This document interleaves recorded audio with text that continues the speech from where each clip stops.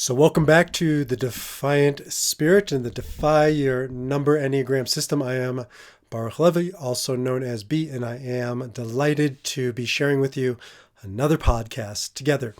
I've been out of commission a little bit. You can hear it in my voice. Had COVID a couple weeks ago and just have not shaken the sinus part of it. So forgive the voice, but I do feel like I'm mostly 100%. Hopefully that will come through in the energy, even if the sound isn't the greatest quality.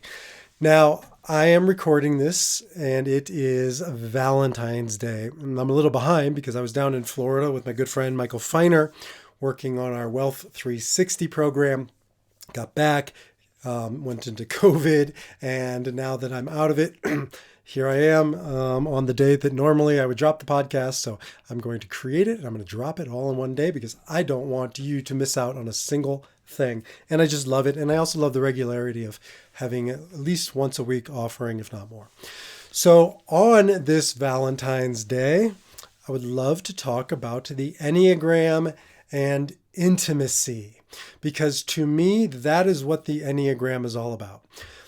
I've written a lot about this word intimacy. I think it is one of the most important words in English and one of the most deeply misunderstood. Because if I say intimacy, you probably immediately go to sex. And though that is a form of intimacy, or at least it can be, it also can be completely devoid of intimacy. People have sex all the time that are devoid of intimacy. So intimacy is much deeper than sex and sexuality. Many ways to get to this place called intimacy. That happens to be a popular one, but there are many different ways. And it doesn't have to be with one other person who we call our life partner or spouse or whatever you want to call that person you're committed to, because intimacy happens all day, every day, or at least it can, in all kinds of relationships. Because true intimacy comes from this deeper essence of the word, and my favorite way to translate it is, as I've shared, Wayne Dyer's interpretation, which is into me see, to see me, to see and be seen. There is no greater gift that we can give another human being in this lifetime and to be given from another human being than the gift of being seen, of seeing and being seen. To bear witness in the religious and spiritual traditions is the highest order. That's why, at least in a Jewish wedding, you don't need a rabbi. You don't need any paid professional. What you need in order to effectuate a marriage from a Jewish perspective is two witnesses, two people to witness your union. Sort of like what's it called when you go and you get that stamp? I just blanked on the name of it. That official stamp. It blanked. It's like you have a little COVID brain. The notary, right? It's having it notarized. And what is that? An impartial official witness. Well, obviously, true intimacy isn't impartial. It's to be engaged fully and to see and to be seen. You know, when I work with people in general, couples in particular, it is one of the ingredients that so often goes unaddressed, unattended. I mean, we think we see the person across from us, but do we really see them?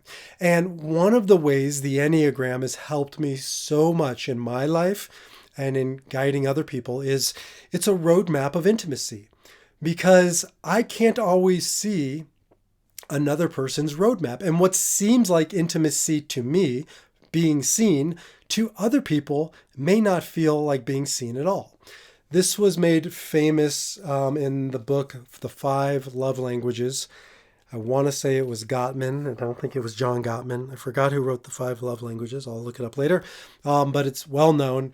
There are basically 5 fundamental ways, according to this philosophy, psychology, that each of us experiences love or experiences intimacy, feeling seen. One of them is acts of service. So when somebody does an act of service for somebody else, and that's received by that other person, if it's truly received, that is their love language.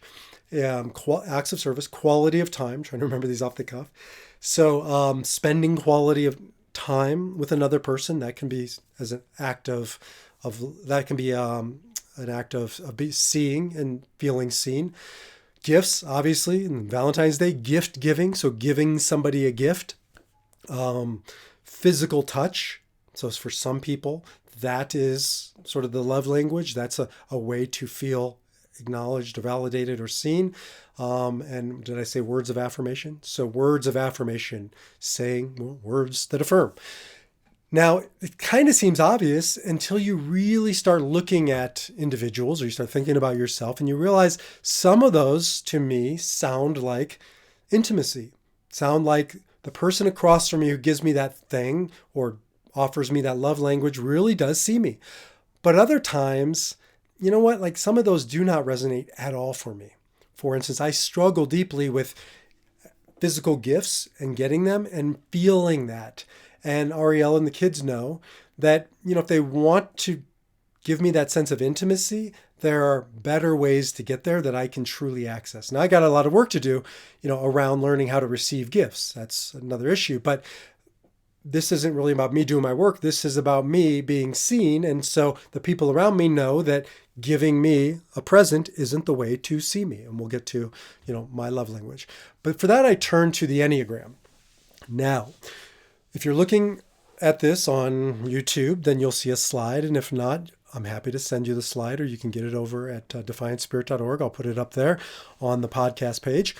And I put on here the 9 Enneagram types, and the at the top of each type, the way that type tends to feel intimacy or their love language. And in the bottom of that Enneagram type, the one they struggle, or the ones they struggle most with.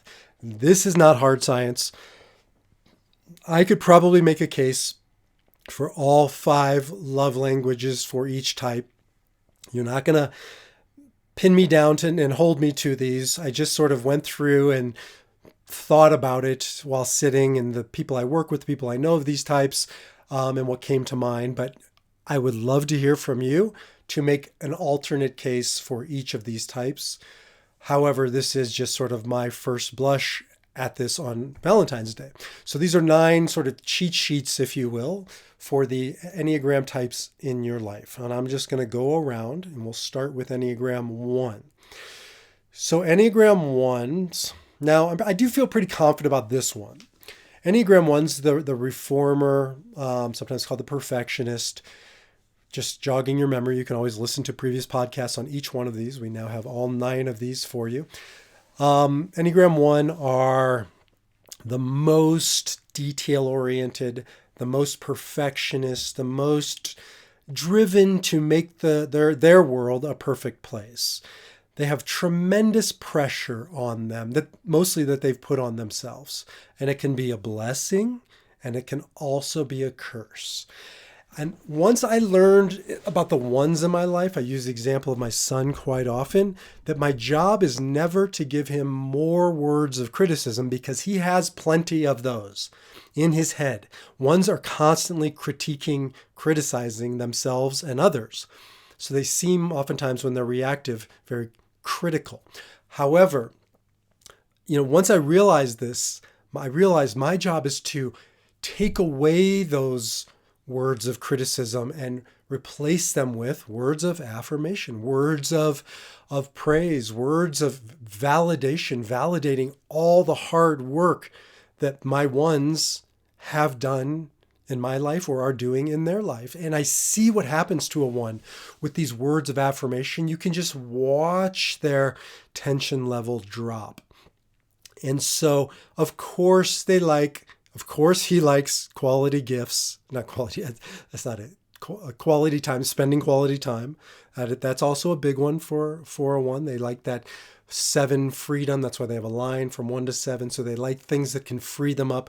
So I would say that's probably next. Words of affirmation, though, top of the order for a 1, because again, they need to be seen for all that they've done, how hard they try, and also to mitigate, to alleviate some of that self-critical chatter that's going on, replacing it with positive affirmative words. And of course, they like gifts, they like acts of service, doing things for them. But if I have to stake just one, I would say give your 1s words of affirmation.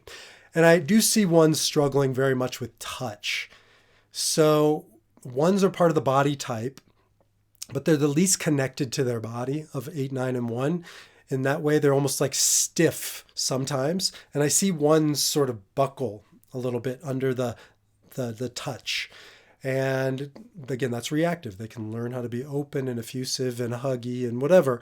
But I think that's an area of growth work for a 1, and to be conscious of a 1 and their boundaries, their space. It's actually true with 8, 9, and 1. 8, 9s, and 1s, none of them would have touch, I don't think, as their lead position. All human beings, not all, but most human beings like to be touched. But we're talking about sort of seeing somebody and giving them what they want, not giving them what we want. And I'll get to 8 and how I've sort of struggled with that touch thing at times. But 8, 9, and 1 are all body types. And so I think they're going to have a more greater sensitivity to touch. Keep that in mind. Enneagram 2. Enneagram 2s are the helpers. They're the givers. They're the nurturers. They're the lovers. So they're going to be the most ready to go on Valentine's Day. If you got a Valentine's card, present, call, text, stats probably say it was an Enneagram 2. That's where I put my money, that they probably are the ones to remember. They probably value this day more than other types because they live for relationship. And Valentine's Day, of course, is a holiday about relationships. So let's see here. I put for them, I had a tie between acts of service and words of affirmation. And I would say first and foremost is acts of service. Acts of service, giving to them. And it's not asking them what they want or need, because then that really undoes, I think, the depth of it for a 2. It doesn't feel like intimacy anymore. It's to see them, to see all that they do for you, because I guarantee the 2 in your life does a tremendous amount for you, probably more than you do for him or her. And to anticipate their needs, because they spend their life anticipating yours. So if you can anticipate a 2's needs, to see what they need, and then to step in and deliver that, to give them not just the gift, but to fill that in for them, that opportunity, that experience, they really feel validated and seen. Underneath here I have, this is actually wrong, this is from a previous slide, I will nurture, love, and connect. That's what drives a 2. I would say they probably struggle most with receiving gifts, receiving anything. 2s really struggle with receiving. It's the antithesis of giving. And they've told themselves they're here to give. And we've told them they're here to give. The world's told them it's better to give than receive. And so we really have to help them stand guard against refraining from receiving those gifts. It's very important for them to receive gifts. And I would also say for 2s, 2, 3, and 4 all revolve around words. 2, 3, and 4 are the heart types. 2, 3, and 4 are the emotional types. Now 3s don't always seem like it, but 2, 3, and 4 all have words at the very top of their love language. So you cannot go wrong with a 2, 3, and 4 to give them words of affirmation. Again, deeply important for a 1, but for different reasons for 2, 3, and 4, partially because they're so used to giving them to others. 2s are great at giving words of compliment, kindness, affirmation to others, and to give that in return to a 2 is deeply meaningful. Okay, your Enneagram 3s, the achiever. These are the doers. These are also very image conscious. All 2, 3, and 4 body or heart types are all image conscious. So I would say the 3s are the most material oriented of all Enneagram types. 3s and 7s probably. It does not mean they're materialistic. It just means they have an appreciation for the material, the touch it and feel it and actualize something. So 3s really appreciate fine things. 3s appreciate works of art. 3s appreciate getting the gift. It's tactile. 3s struggle with emotion. They go away from emotion. So they're the one of the 2, 3, and 4 that doesn't look like the heart type because they kind of aren't so in touch with their feelings. And a gift is an indirect pathway into the heart of a 3. It can be shallow, of course, like all gifts, and a 3 can be just as shallow, more shallow than anybody other type. But when they're standing guard, when they're doing the work, they really start to use the material world as a pathway to a deeper place, a spiritual. And so they'll truly receive that gift, and feel like they're being seen. And again, the other big one for threes for sure are words of affirmation. To notice what they're doing, to notice how they've succeeded. Threes spend their life working so hard, probably the hardest worker of the Enneagram, and lots of it goes unseen. And there's even a subtype, self-preservation 3, that almost prides themselves on how hard they work and not being seen working. And so when we can see them working, I think it really cuts through to their heart and opens their heart, and threes have huge hearts. So those are some ways they can do that. And I think threes probably struggle most with the love language of quality time, spending time, standing still, being still. It's hard to have it both ways. The hardest worker, the go-getter of the Enneagram, I would say probably like 8 and maybe somewhat like 7 have a hard time standing still and being present. And so that's going to be the love language that they need to work on the most. Okay, moving over to Enneagram 4, the individualist, sometimes called the romantic.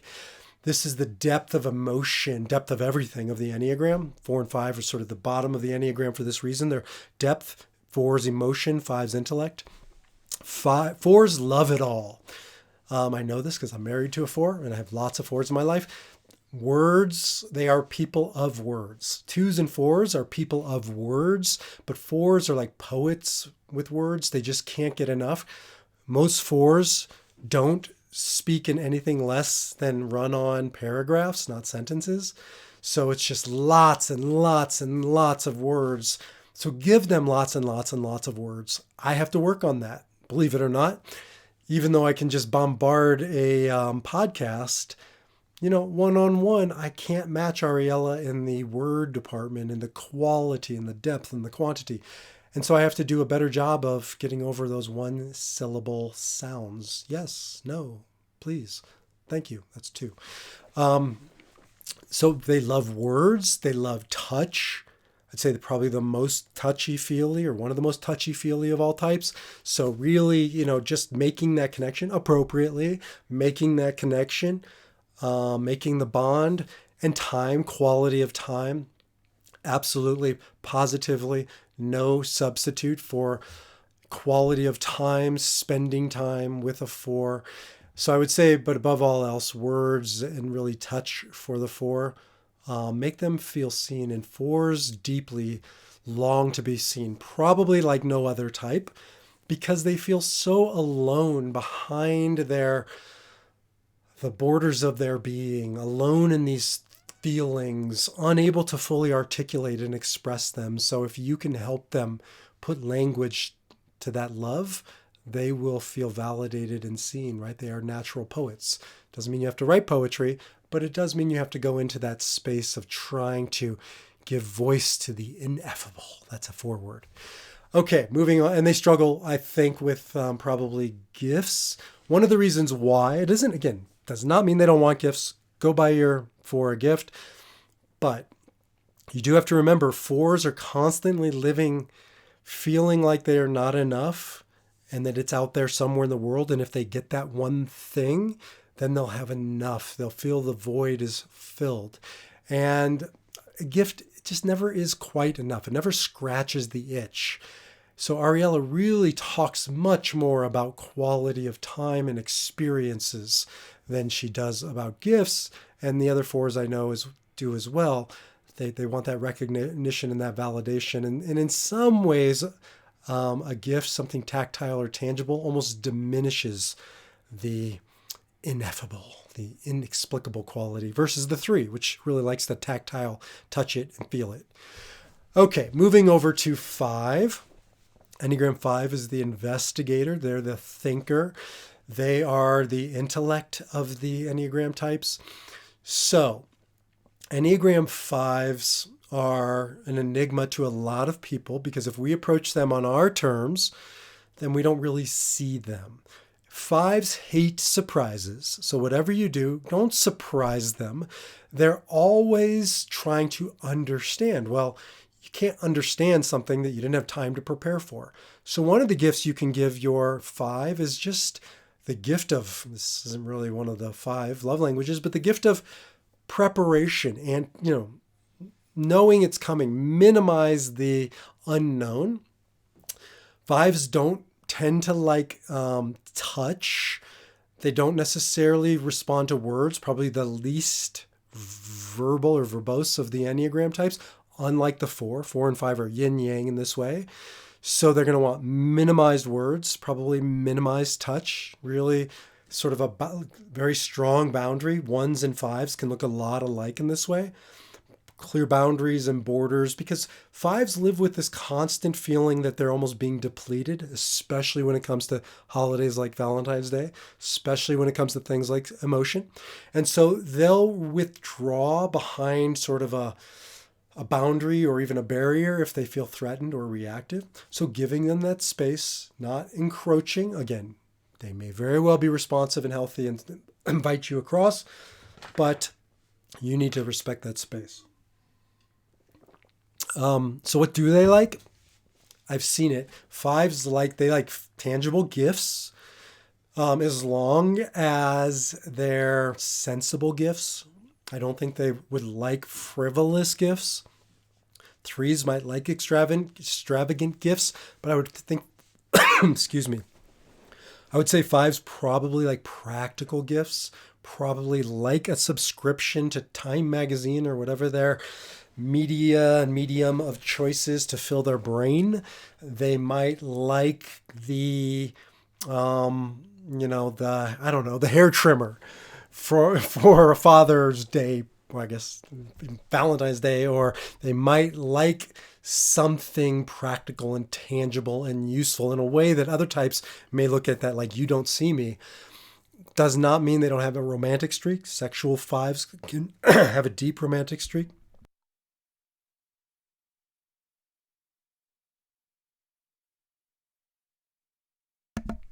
Sorry, just a little coughing COVID thing. So 5s, however, are the most practical and tangible, tactile of the Enneagram. So just consider, giving them what they want. I know a 5 who I think would love a Home Depot gift certificate. That's his jam. Makes him feel seen when I give him one of those. So 5s also probably acts of service. They're sort of show me the money kind of people. Like, I want to see it. And that's where 5 and 8 are very similar. We have a line that we share. So really, the proof is in the pudding kind of a thing. And just do it. Don't ask, just do something for your 5. An act of service will go a long way with the 5. And again, they have some work to do around becoming more verbose, using more words, allowing more touch, and so forth. Okay, Enneagram 6, love languages. This one was probably the hardest for me. I would say words of affirmation. 6s are the most, what's the word I'm looking for? When I get an inquiry about a coaching session, I know it's a 6 when they ask me like 60,000 questions, and 59,000 of them are repetitive, because they use words as sort of like the way a bat uses sonar, bouncing it off things to navigate. So 6s tend to be verbal. They tend to engage with words. And so words of affirmation, I think, would go a long way to quelling fears. Remember, 5, 6, and 7 are the head types. They grapple with anxiety and fear. 2, 3, and 4 grapple with sadness and shame. And we'll get to 8, 9, and 1. So for the anxiety or fear types, especially 6, any way you can bring down their fear. So words of affirmation, I would even nuance this. Words of security and instilling confidence. I think that would be well received by a 6. Touch, I imagine, I just can't see 6s not wanting that connection. 6s always feel they're always afraid of being disconnected from others, from the community, being sort of abandoned or kicked out, left out, and a sense of belonging. So again, that appropriate touch to bring them into your space, to reassure them, to make the connection. But again, I see all of them. Acts of service, they're another show me kind of, don't tell me. So I qualify the words a little bit. They want consistency. They want to see the same response from you over and over again. So that is an act of love for a 6. Just be consistent and give them whatever you give them. Make sure you're trying to instill security and confidence and strength. And they need to work on, I think, time, being present to what is. They can really get caught in past yes, but, and playing out worst case scenarios of what happened in the past, or anticipating the worst case scenarios of the future.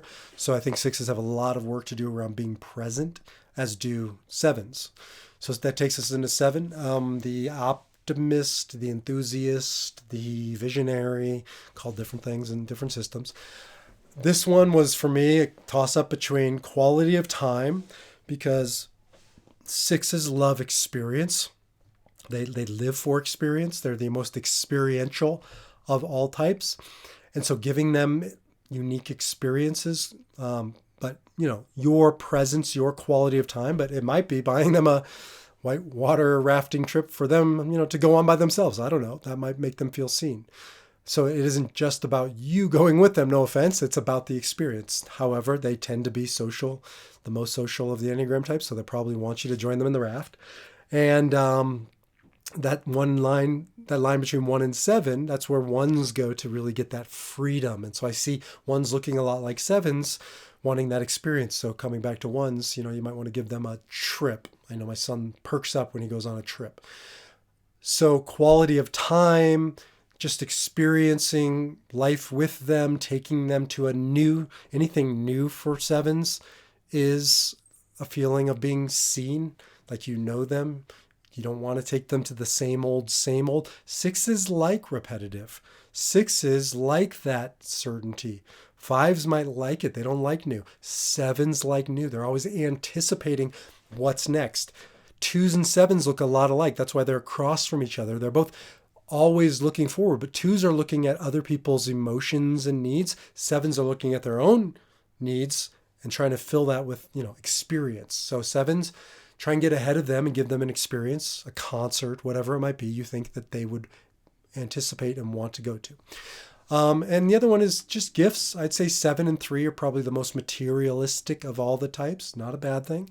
7s like nice things. They tend to drive nicer cars. I bet if you did a study, more 7s are driving sports cars than, except for 7s and 3s, than any other type. Maybe 7s and 3s account for like 50% of all sports cars, or certain types of cars. Like 7s, I could see probably like, a Tesla. Because I don't know about Tesla. I wonder if I'd like to hear from 7s. That might challenge the limits of freedom, because, I think about right now, we haven't solved that problem of unplugging and being able to go as far as you want. So maybe that's more of a 3 thing. But 7s do like nice things. So gifts, you don't have to buy them a Tesla or a BMW, but quality experience and quality gifts probably go a long ways with the 7. And let's end the struggle of a 7 for sure is quality of time. It's the same challenge. I just put it, twice, because they'll want you to give them quality of time. They just may have a hard time sort of reciprocating that or being present to you. And I hear this with people who are in relationship with 7s, where it sometimes feel like they'll give them the gift of time and experience, but the 7 might not fully be present. And so that's really on the 7 to grapple with being present in those experiences to other people. Maybe another one. No, let's leave it at that. Wrapping it up, Enneagram 8 and 9. So we're now in the body triad, the gut triad. 8, 9, and 1 are all gut types. We talked about 1 briefly. Let's talk about 8. 8, the challenger. I know this one well. I react and respond like a challenger. So I think, value acts of service. We are the show me, don't tell me people of the Enneagram. 5s do that. 3s do that. 8s are that. So I just need to be shown. Words of affirmation are really hard for me to receive. I want to be able to feel it more. It's harder. It's just harder for me to process that.